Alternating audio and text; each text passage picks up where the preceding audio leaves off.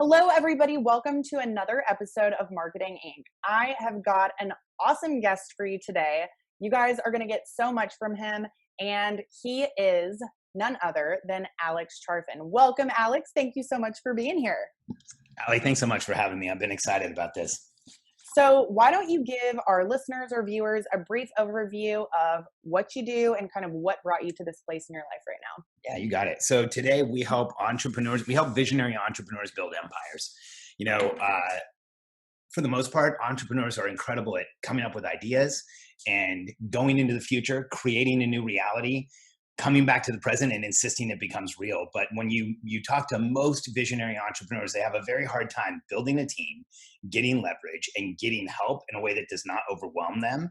And so we help visionaries with the process, structure, routine, and tools that they need to get the help that they want, be able to grow their vision to where they actually want it, and then make the change that they want in the world.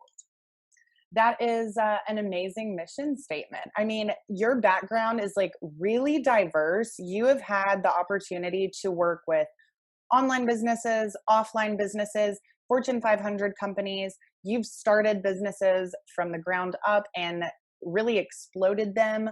Can you tell me a little bit about your experience with these local businesses, whether it's service-based or a retail? What opportunities have you had to work with businesses like that? Well, Ali, if we talk about the type of businesses that you work with, like service-based businesses, we work with a ton of them. And I kind of feel like, when you look at our membership, we have a lot of people who are online marketers. We have a lot of agencies. We have some product companies, some coaches. But where we see explosive growth is in service businesses, because when you look at a local service business, what is it really made up of? Let's get real. It's people. Like whether it's a retail place, whether it's a building place, whether it's a remodeler, the thing that makes a local service business go is the people actually creating the service, actually doing the things. Like, so if you're a plumbing company, the guy that you're sending into somebody's home is going to make or break that business. And what our systems do is they shift businesses from transactional management, which is brutal, to transformational leadership. Let me explain real quick, Ali. So here's what transactional management is. Transactional management is the natural way we all end up managing. Here's what it is. It's where you tell somebody what to do, you check that it got done, then you tell them what to do again, then you check that it got done, then you tell them what to do, then you check. Do you know what I'm talking about? Absolutely. Have you been in that pattern before? Yeah, absolutely. Did your neck tighten up as I went through it? For sure. It's never ending. You want to see an entrepreneur's shoulder get bigger, just go, tell them what to do, check that it got done. And they go, right? Right. Let's shake that off. Let's shake that off. So transactional management is what is referred to as micromanagement. It's the most damaging and frustrating, and you can hear it in entrepreneurs' language. They say things like, I'm telling my team to do the same thing over and over again, and if I don't check it, it doesn't get done. And I went into the office today and I found this mistake, and what else is wrong? And so it's like, it creates this like runaway freight train in our head. When we're in transactional management, we can never really be present and aware and comfortable with our team. And so when you switch to transformational leadership, here's how that looks. Transformational leadership is giving people clear outcomes. Problem number one in most small businesses, there's not clear outcomes. There's not clear goals. There's not clear mission. There's not clear objectives. There's kind of like stay alive, stay in business, but there's not clear outcomes. If you have clear outcomes and you give them to your team, you can then coach success along the way. And that means like you literally like coach your team how you want them to do something. And if you give them clear outcomes and you coach your team to success, you get leverage results. And so transactional management is draining and it's destructive and it makes us all feel unsuccessful. Transformational leadership actually switches all of the anxiety and frustration you feel in transactional management, creates transformational leadership. It turns it into confidence. And so when we show entrepreneurs how to switch from telling people what to do to giving clear outcomes and coaching results, everything changes. I'll give you an example. We have a couple that we work with in Florida. They have a landscaping service company. When we started working with them about 1 year and 6 months ago, they were both so stressed that they were working 7 days a week. And on our strategy session to bring them into the organization, or to bring them into our membership, they said something like, we're so busy, we don't know if we can install everything that you have. Like, how are we going to do this and do whatever, all the other stuff that we have? We worked with them for the last 18 months. We put the husband in the partnership in what we call the passenger seat. We think every entrepreneur should lead from a passenger seat, not driving everything, not running everything, not trying to do it all, actually having everyone else do it and then being involved. And their business went from about 4 million to 6.5 million. And that's a huge success. And we're really excited about that. What we're more excited about is that at our last event, we had, his name's Caleb Flint. It's Caleb and Becky Flint. We had Caleb on a panel of members, and somebody said, what's the most significant thing that's happened to you since you've been in this program? And he immediately got tears in his eyes and started getting emotional. And he told this story of, he has 2 kids that are older and 2 kids that are younger. And when the older kids were young, he barely had any time with them, barely got to really, doesn't really know them as children. He told the story of now with his younger kids, when they drive home, they drive down to the end of the street and go around the cul-de-sac a couple times, and both the kids laugh and they go crazy and then they go park. And he was crazy emotional over the fact that there's this game he plays with his kids called Going Around the Circle that has completely shifted their relationship. And to me, the $2 million in growth is great, but the fact that he's connecting with his kids, the fact that he feels a different presence and awareness when he's around his family, to us, that's what's really important. I totally agree. I mean, it is something that I still struggle with, just being able to be there for your family, fully present, not partially distracted, and run a business that you really care about that can actually continue to grow. So can you tell me a little bit more about how someone would begin to run their business from the passenger seat? Are there first, second, and third steps you need to take? What does that look like? Yeah, Allie. So first, when we talk about a business being the passenger seat, it's usually a multiple $100,000 business where the person's been able to hire what we call an operator. And for us, an operator is the person who works side by side with the entrepreneur and administrates the company. They don't manage everybody. They don't run everything. They administrate the company. And what that means is they're setting up the meetings. They're setting up the calendar. They're running the meetings. Meetings are a very tactical, running a meeting, very tactical. Participating in a meeting at the fullest extent is highly strategic. So we want you as the entrepreneur out of the running the meeting. We want you participating in the meeting. So the way that we do it with when a member comes into our program, we first help them find the operator, then we help them train the operator, then we help them turn over the administration of meetings and the cadence and how they get together to the operator. And then the entrepreneur shows up rather than trying to run it all. And so when we can switch somebody into a passenger seat, we free up massive amounts of time and energy. But what's really important too is focus. You as the entrepreneur running a business like you are, I want you running into the room, or I want you walking in the room and thinking about, how do I help every person in this room? How do I make sure everyone has what they need? Do I have confidence that everyone is going to have the resources, the time, the energy they need to achieve what they are trying to achieve? Do I feel like we put it together a congruent plan? The problem for most visionaries, most entrepreneurs, they're walking in the meeting going, did we start on time? What do we do next? What's the agenda? How do I run this? What steps do we take? When you can get into the passenger seat and let someone else handle the choreography of the meeting, everything for an entrepreneur gets easier. That is so interesting, because honestly, I have never thought about the structure of a meeting as being so important. What are some very specific tips that you could give for a person who may be running that meeting in terms of the format or the way that it should ultimately go in order to be most successful? So Allie, what we teach is what we call the Charfen Cadence. And cadence is the term cadence refers to a rhythm. Almost a heartbeat, right? So there's marching cadence. And when you're in the military, you learn several marching cadence, but in a business, we call the communication structure of the business a cadence. And so the key to getting in the passenger seat and staying there and being able to run the business from there is having your meetings be completely and totally 100% predictable. Here's the issue in 99.9% of small businesses, and unfortunately probably in 98% of corporations, is that most people walking into meetings don't really know what's going on. I was a consultant for about 15 years in Fortune 500, Global 100. I worked with a lot of large companies and some startups, but I can't tell you how many times I was walking into a meeting with more than 5 or 10 people. So there's thousands of dollars, an hour being spent, and somebody would turn to the other person and go, "Hey, what are we doing? Hey, I just got here. What's happening?" And holy crap, can we waste more time, right? And so the way that we have we don't use meetings in our programs. We call them targeted interactions. And here's what a targeted interaction is. A targeted interaction has a clear intention. We are setting up our monthly goals. It has a clear outcome. We will leave this room with our 30-day monthly goals, and they will be built into a strategic plan. It has a choreography. We start here, we ask these questions, we go through this thinking as a team. At the end of it, we prioritize and we have our monthly goals.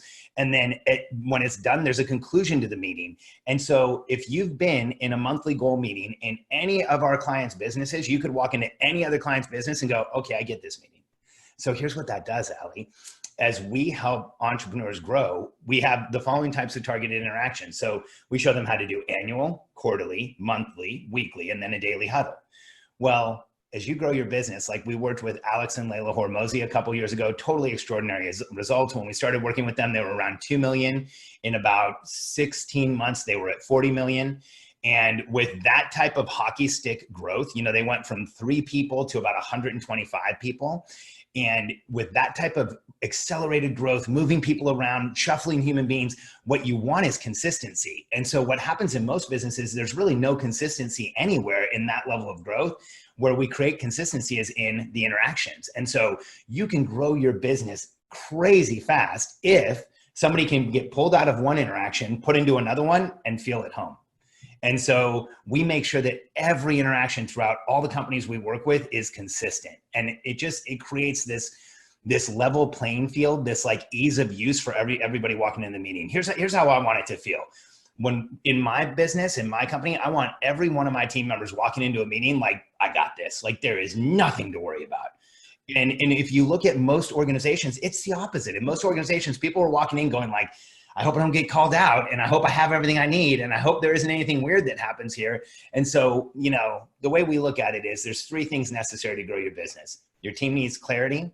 They need to be confident. And if you have those 2 things, they will be committed and it'll grow like crazy. Such amazing advice. I definitely should be taking notes right now, but don't worry, I'll listen to this several times. And it's recorded. Yes, absolutely. Okay, so based on the Charfen Cadence, these individual members of the team are so important. However, I would assume there are very specific things you should be doing or looking for when hiring to help make sure that you're putting the right person on the bus, essentially. Absolutely. Yeah. So tell me what someone should look for. Is it specific character traits?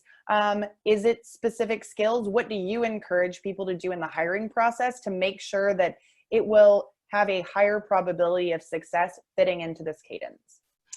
Well, when you say fitting into the cadence, here's how we look at it. The cadence makes it easier for everybody, and anyone can fit into it. In fact, we have people routinely who join our company or companies that we coach, and they're like, we get messages from our members all the time where they have like a new person on their team and they get a message like 3rd day where they say, I can't believe this company. It's so clear. It's so easy. Everything's so laid out. I've never been this confident. So the cadence will help people. But here's the issue, Allie. It doesn't matter how good your system is if you put the wrong person in. So let's talk about that. Like, the system will take the right hire and it'll just enhance that hire.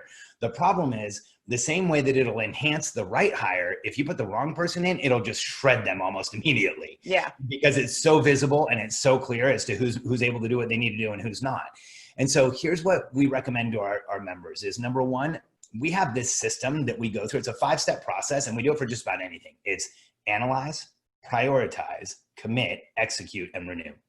And we talk about that in the planning process. We talk about that in the execution process. We talk about that in planning your products and whatever you're going to do.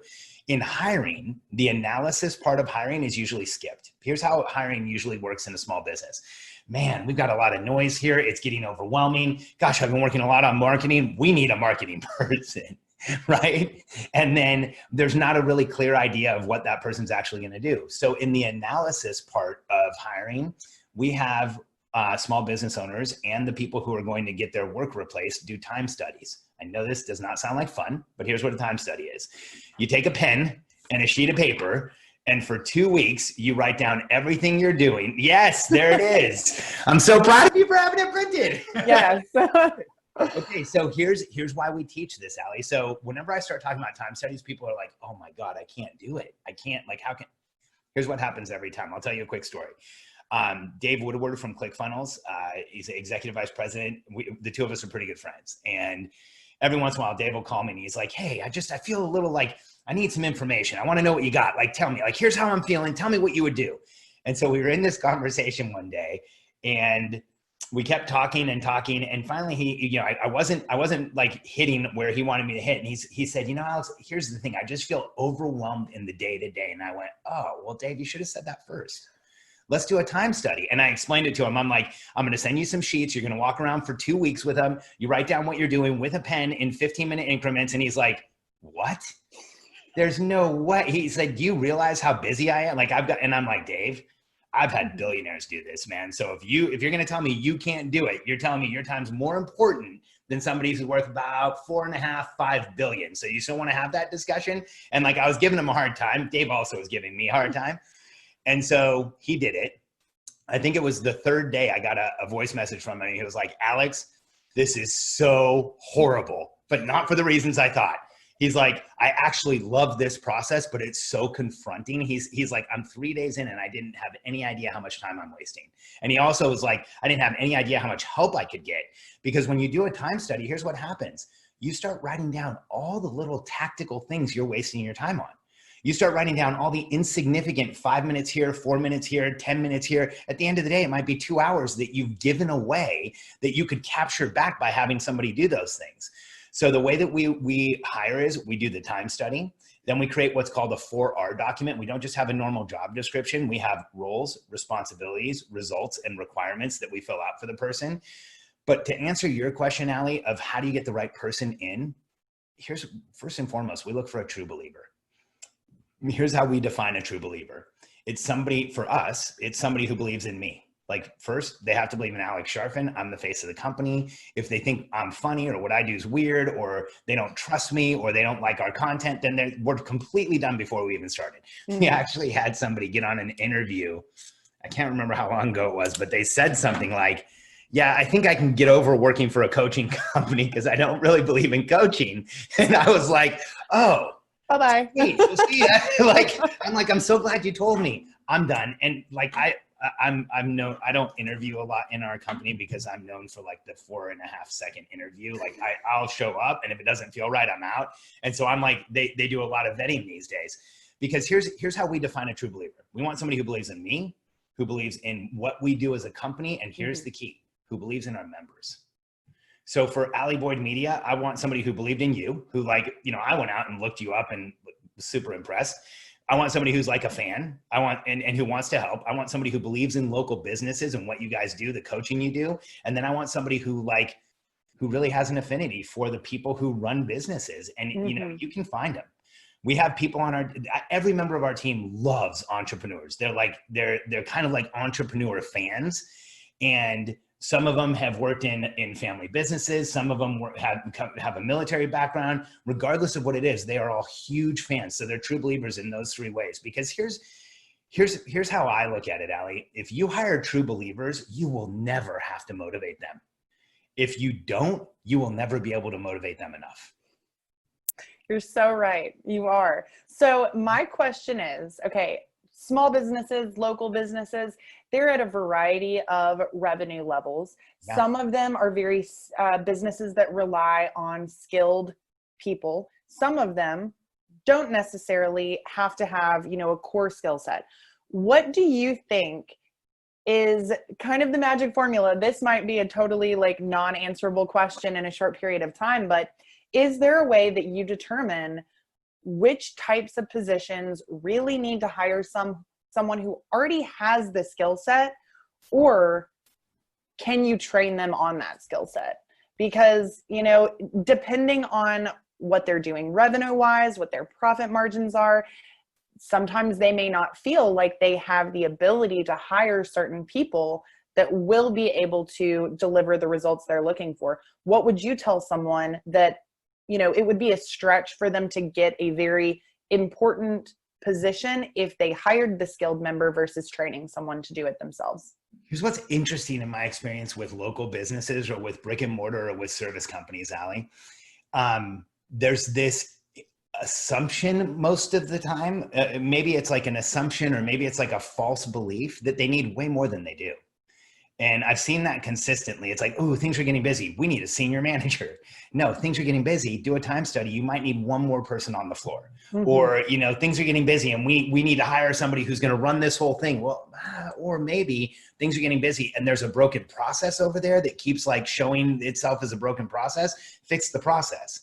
And so what I would suggest in any type of a hiring situation or local business is that the analysis process happens first in a deep way. Mm-hmm. And that is, you know, we have multiple ways of analyzing who you're going to hire. So first is the time study, like what is this person actually going to do?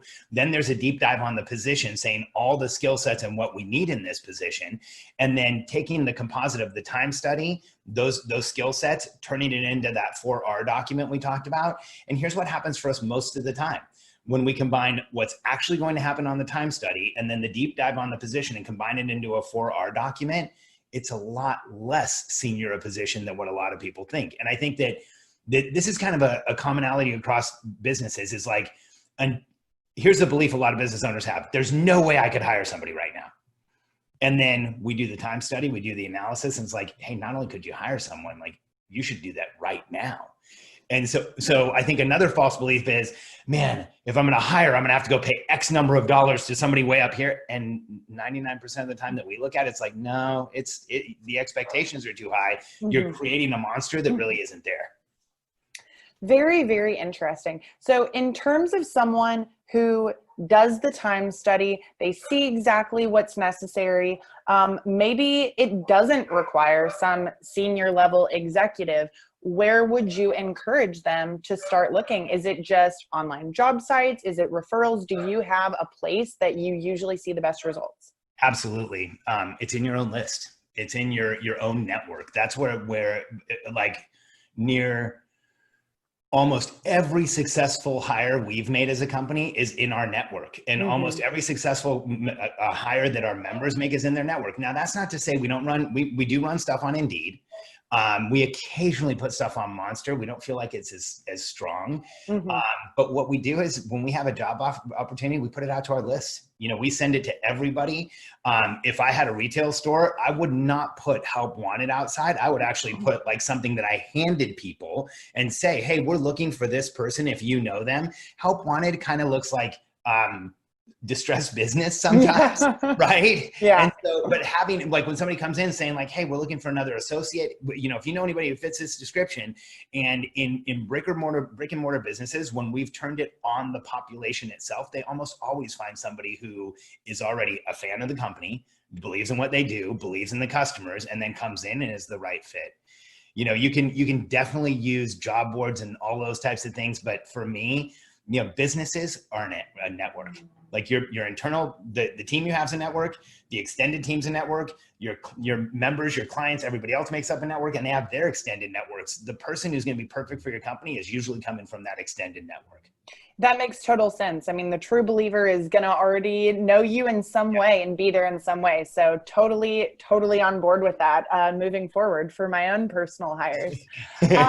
So while we're talking about, you know, time management particularly, is there a strategy for the owner or the higher level executive or manager themselves that you suggest in terms of managing their daily time, or will that kind of depend on the type of business that it is? No, we actually have a very,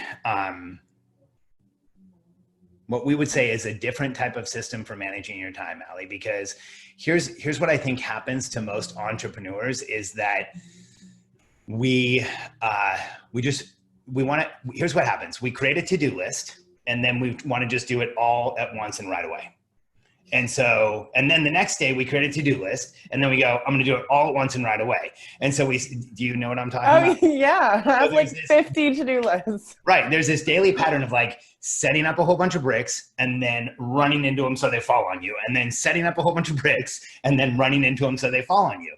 And that is a very destructive process. We actually refer to the to-do list as the to-die list, because if you look at most entrepreneurs, there is stuff on their to-do list today that will be there when they die, because they've carried it forward. You're laughing because you've done it, right? They've carried it forward for like 95 days and they're like, oh, one more day, one more day, one more day. And so I think that's where a lot of the pain and frustration of time management comes from entrepreneurs. I think that we should really release time management. Let's get real. You can't manage it. It's like, it's doing whatever it wants. Sure. You know, time's going to do its own thing. And so here's what we look at more as outcome management. Like what are the outcomes you're driving towards? How are you getting them done? And then how do you feel every day? And so we use this system called the Momentum Planner. It's not available to the public yet, but since you're one of our members, Ali, you can buy these, and this will be available to the public in about 60 days. Awesome. Yeah, we had an issue with our second shipment because of everything that's gone on. We were significantly delayed. But here's the difference in how we show leaders to plan. There's a whole system behind this that creates a higher level outcome, but I'll just take you into the day. Instead of starting on a to-do list, we start with this question: what is my intention for the day? And you look at all your appointments, you look at what you have going on, and then you write down what your intention is. And so, this morning mine was, I want to, when I do my energy work and focus meditation this morning, I want to call on my highest self and my guides for help on what I've been avoiding. I have this feeling like I'm avoiding something. So intentionally I write down, like, I want to discover that this week. I want to get my weekly done for my team. I want to update the webinar that we're doing, have fun with the leadership team building priorities, and show up as my best self on the Ali Boyd podcast and record a good show. And so, but here's what, check. Right. And here's what happens, Ali, because as entrepreneurs, when we run our lives based on a to-do list, the only contrast we get is when we finish something. If we're writing down an intention, the contrast we get is when we meet the intention. So it feels like almost the same, but it's completely and totally different. It's from checking a box to creating an outcome. And then on that same token, we have this second box here in our Momentum Planner, which is, where was I uncomfortable yesterday? Here's why we have our entrepreneurs do that. Here's why I do it. As entrepreneurs, we are incredible at denial of where we're uncomfortable. In fact, as we feel discomfort, we are rewriting the script like we didn't. Would you say that describes you? For sure. And the reality of our lives is, where we feel discomfort is where we have the most leverage to create forward progress. And so we have every entrepreneur we work with every day write down where they were uncomfortable the day before, because then this gets addressed. Then you write your to-do list, and then you select the top 3. And so on a daily basis, rather than just rolling into that to-do list from the day before, it's like creating a new beginning. What's my intention? Where was I uncomfortable? And then at the end of each day, we have people write down what they were grateful for and where did they win. Now, I know this sounds like it's probably not a lot of time management, but here's what's interesting. When you take someone who has been in the lifelong battle of managing this natural force called time, which no one in history has figured out how to stop it. So it hasn't been appropriately managed yet, right? So, but instead of engaging in this battle with time, we create a different relationship with time. We create an intention relationship. We create a relationship with offloading discomfort, and we create a relationship around the intention of what is truly important. And this creates completely different outcomes and also makes entrepreneurs feel like they have more time back. I can totally see that. And one of the things, from just getting started in your program that you were saying is, you are going to feel discomfort at every single stage of this process. And you basically need to embrace it and just be okay with it, because that is what has to happen in order to, make a breakthrough. And I think it's something that's really hard for a lot of people to swallow. Even if you sign up for it, you're like, oh, this is going to be hard. Should I even do it? Yeah. And the truth is, nothing worth having usually comes easy, at least in some form. So I guess just being able to identify where your discomfort is the first step. So when you say offloading your discomfort, what do you mean exactly by that? I'm glad you asked. So here's I've done obsessive research around what we call the entrepreneurial personality type. You held up my book later. We wrote a book on what we believe is the most understood but most important subpopulation of human beings, which is the entrepreneurs, the people who get up every day and want to change the status quo and make something happen and make it different. The entrepreneurial personality type is very unique in that we can tolerate a tremendous amount compared to the average person in the population. In fact, I'll ask you directly, Ali. So have you ever had a time in your life where the cards were stacked against you? Most people in your life were telling you you're going in the wrong direction. You kept persisting. You saw a light at the end of the tunnel, and the people around you are like, Ali, that's a train. But you kept going towards it, finally propelled it towards you, and that's where you created your life. Have you ever been through that? Yeah, absolutely. So I think all of us have. And you know, what's interesting is as entrepreneurs, we don't realize that that is the condition of who we are. But here's what happens. Going through those periods of really like high level difficulty and frustration and anxiety and pain and not feeling like you're going to make it and finally making the breakthrough is like, it's like the most amazing thing that happens to us. But here's what happens. Those periods of difficulty condition us that if we tolerate pain, we will create success. And here's the issue is that that's just not a fair, yeah. You know, that's not fair conditioning. I always share with business owners, when we first start our business, we have to do everything to be successful. Successfully starting a business conditions us to do everything. And so by offloading discomfort, here's what we mean is you write down where you're uncomfortable. Like I'll write down, I had too many meetings yesterday. I was overwhelmed when I was doing the webinar. I felt like I didn't have enough time for my presentation. And then the next day in my leadership team huddle in the morning, I'm like, guys, I didn't feel like I had enough time for my presentation yesterday. I feel overwhelmed by presentations in general. And then what happens is I offloaded that. My operations manager will say, okay, we need a new system for presentations. Let's get our designer involved in how we do presentations. Let's create a process that's 2 weeks out from the next time you present. That won't happen again. Let's make sure that we ink it and it's real. And then that way, rather than just put up with stuff in my business, I come to my leadership team with increasing levels of transparency and vulnerability. And here's what's so hard for us as entrepreneurs. The day you say, I'm an entrepreneur, you are afraid to tell anyone anything's wrong. Is that fair, Ali? Yes, definitely. Because like, here's what like most people don't realize about being an entrepreneur is the day you say you're an entrepreneur, you literally are the commodity.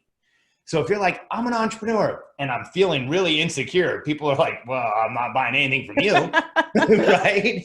And so what we have to do as entrepreneurs is like, I'm an entrepreneur, but here's all the places I'm uncomfortable. And here's the bridge here, which is so magical.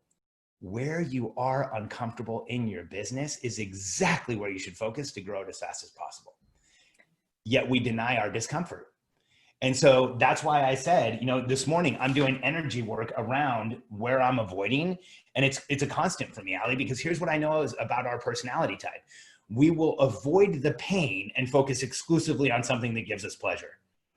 And so we will avoid like the sales letter we have to write or the webinar we have to redo. Or for me, it's usually stuff like the nurture email or messaging or foundational documents. And then I'd rather just like do podcasts all day. This is really fun, you know? I'm with you.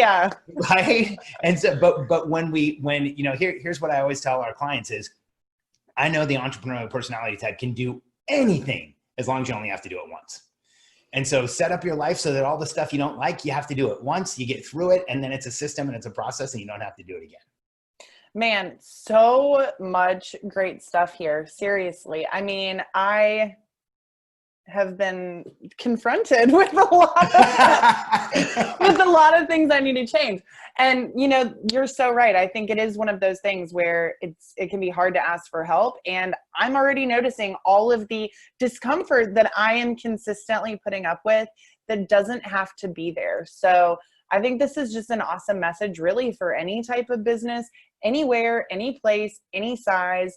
You don't have to do it all forever. You can have a very clear picture of where you are wasting your time, where your opportunities are. You can make it easier for your team. And it all starts with just a couple of tips from Alex Charfen. He is like the man with the plan. So I think this has been amazing. I really, really, really appreciate you sharing this. Definitely, if you guys haven't read it, get his book. This is really what introduced me to him. It was sitting in my office for about 1.5 years before I actually opened it. Sadly, And I was so glad that I did, because it really did open my eyes to myself in a lot of ways. And you've just done it again on this podcast. So I've got some self-work to do after this is done. So if you could leave our audience with one final piece of advice, what would that be? Yeah, I think if we're going to specifically focus on local business owners, I think the last 60 days have been like the most profound stress test that any local business owner could have, whether you were open and totally overwhelmed or had to shut down and did nothing. And we have members in both places. We have, some dental practices who are completely shut down. We have some landscaping services and stuff where their businesses has gone up 30 or 40% and they can't hire enough people. And so regardless of what camp you're in there, for local businesses moving forward, process, structure, and routine is going to save you. And I think one of the biggest challenges we have as entrepreneurs is that we get into business because we want to create freedom, but then we run from the things that actually create freedom. Process, systems, structure, routine creates freedom above all else. And when we start thinking about process, structure, systems, and routine, it feels constraining to us. So in your small business, here's the mantra that I want a local business owner to have is I only have to do this once. Set up the process once, have your team maintain it. Set up the system once, have somebody else do it. Set up the things so that you create the foundation in your business and it will continue to move forward and it'll be okay. And I think that's the biggest issue we see in smaller, especially brick and mortar businesses, is that there's a complete lack of process, structure, and routine when it comes to running the day-to-day of the business and when it comes to planning the future of the business. If you focus on those two things, that's where we see businesses start growing exponentially, go to multiple locations, hire the people that they really want. And most importantly, it's where we see the entrepreneur or pair of owners who are running the business finally get out of like the 12-hour days. For anyone who wants to check out the book, we have a free plus shipping offer. It's freemomentumbook.com. So if you go to Free Momentum Book, you can order a copy of it. And I also have a podcast where if anybody wants more information, it's momentumpodcast.com. And, that's where we share a lot of our best stuff. All right. You heard it, people. This is probably some of the best advice that I have had on this show. Definitely things that I plan on implementing right away. And I hope you do the same. So again, Alex, thanks so much for being here. I really appreciate it. And I'm sure our audience does too. Yeah, it's my pleasure, Ali. This was a lot of fun.